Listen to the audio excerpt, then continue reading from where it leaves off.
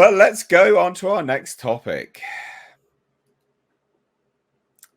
Leslie Headland. As a queer filmmaker, you're going to see some camp, inevitably.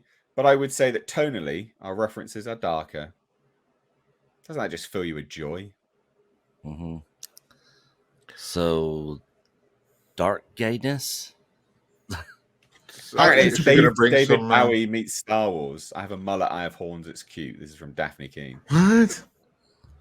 Yeah, I wouldn't mind if it was Clive Barker saying something like that. But given what we know about Leslie Headland, this fills me with dread. Yeah, 100%. Sounds fucking terrible, doesn't it? It sounds absolutely terrible. None of this sounds good. We can't actually go... Yeah, go on, sorry. The thing is, from the very first time that they even announced this, like, people were hating on them even doing it. So much so that they were saying, this project probably isn't even going to happen. It's so bad that Disney's going to figure it out, and it's probably not even going to happen. Then we started seeing, images from the set, and the cameras were actually rolling. And then now everybody's like, what are they thinking? Why? Like, the concept is cool, like a Sith focused type of story, way back before the prequels and that sort of thing. The concept is fine.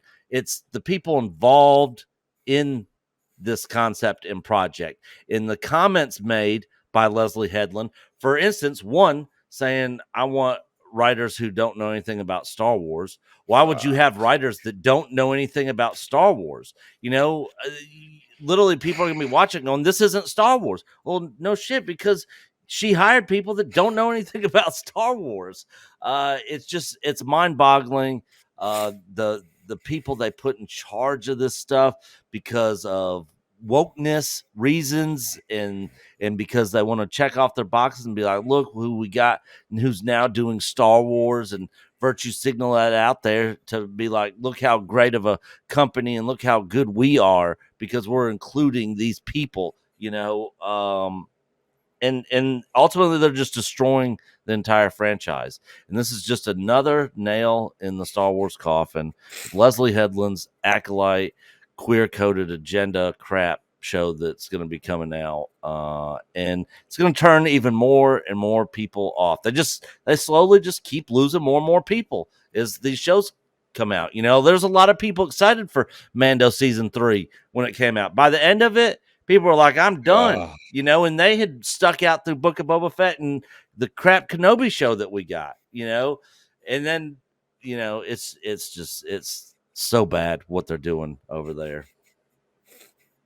I love your rants. They're so funny. I just have really one thing to say about it, and that this is a great opportunity for everyone to not watch it when it opens to Disney Plus, and instead maybe consider canceling their Disney Plus account the day it opens. So now, this is the point where you have to look on the bright side, and this is a great opportunity to let Disney know exactly how you feel about something like this. And considering that Guardians is struggling now, we only yesterday, Bob Iger had to come out and admit that, we've actually lost like 4 million subscribers on Disney Plus since the last time when we also had lost several million. Granted, most of that is from India because they didn't get like this. What's this game? Just That's cricket, English cricket thing. Yeah, cricket. Thank you. Never played it, but anyway, they lost like this cricket thing. That's most of it, but still, it's a slight reduction in the States as well. And the best Star Wars series for ages outside of Mandalorian Season 2, like Casio Keyboard, which Season 2 being shut down now, apparently it's good, but no one was watching it. I mean, that's brand damage. Can you imagine what the Acolyte is going to do? Oh, yeah. Something that comes out and it's still right there in the poster and everything. This is propaganda. You do not want to watch this. I mean, that's going to flop so bad. It's going to send such a great message. So you have to be happy about it at that point. It's like, fine. Disney wants to die on this hill. At the very least, we can help them. Send a message to everyone else. Well, and one thing that bothers me the most about this whole thing, and I hate being that guy, but I can't stand Leslie Headland. In fact, I pretend she's a Flintstone character named Leslie Headstone, and she sounds like this when she talks, just so I can deal with her. At this point, like, a lot of people give everybody from Robert Rodriguez to Quentin Tarantino to even Kevin Smith shit about being a Weinstein boy and not speaking up.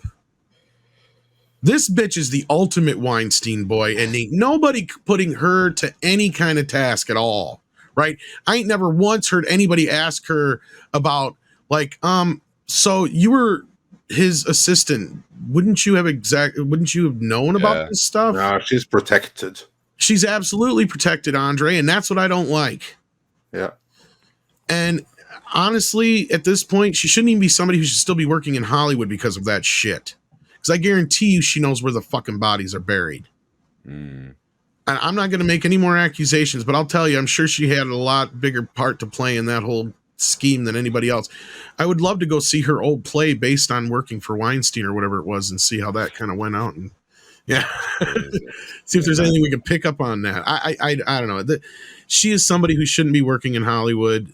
This Acolyte show is kind of the what do we call it? The epitome of basically all this woke crap and woke problems we have in Hollywood, all wrapped up into one. I hope it turns out to be the Velma of the Star Wars franchise. Yeah, they did the same. second season then, weren't they? It's like they did with Velma, but yeah, no, you're completely right. Absolute shit show. Absolute shit show.